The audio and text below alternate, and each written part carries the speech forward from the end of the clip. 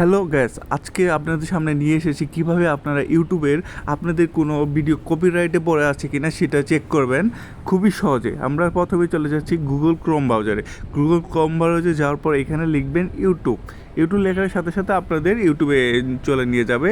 আমি একটা YouTube open করে নিচ্ছি। ইউটিউবে আমাকে প্রথমেই ইউটিউব চ্যানেলে চলে নিয়ে গেছে। যাওয়ার পর দেখেন সাইডে থ্রি ডটে আপনার চ্যানেলের আপনার ইউটিউব চ্যানেলে চলে যাবেন।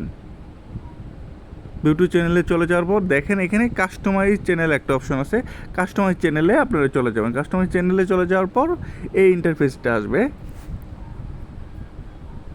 আচ্ছা, এটা আসার পর দেখেন আপনারা নিচে দেখেন একটা সেটিং অপশন আছে। সেটিং অপশনে গিয়ে আপনারা সহজেই চ্যানেলে যাবেন। চ্যানেলে যাওয়ার পর এখানে ফিউচার এলিজিবল দেখতে পারবেন স্ট্যান্ডার্ড ফিচার। সেখানে আপনারা আপনাদের দেখেন এই channel is free of active community guideline strike. আমার চ্যানেলে যেহেতু কোনো কমিউনিটি গাইডলাইন স্ট্রিক নেই, যদি আপনাদের কোনো গাইডলাইন স্ট্রাইক থাকে সেক্ষেত্রে আপনারা এখানে দেখতে পারবেন।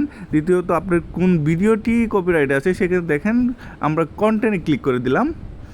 কন্টেন্টে যাওয়ার পর দেখেন এখানে ফিল্টার অপশন আছে। ফিল্টার অপশনে গিয়ে আমি কপিরাইট সিলেক্ট করে দিলাম। কপিরাইট সিলেক্ট করে দেওয়ার পর দেখেন এখানে আপনাদের যদি কোনো কপিরাইট ভিডিও থাকে সেক্ষেত্রে এখানে আপনাদের শো করবে। আমার যেহেতু এখানে কোনো কপিরাইট ভিডিও নেই সেক্ষেত্রে আমার কোনো ভিডিও শো করছে না। আমার যদি কোনো ভিডিও কপিরাইট ভিডিও থাকতো সেক্ষেত্রে এখানে শো করতো।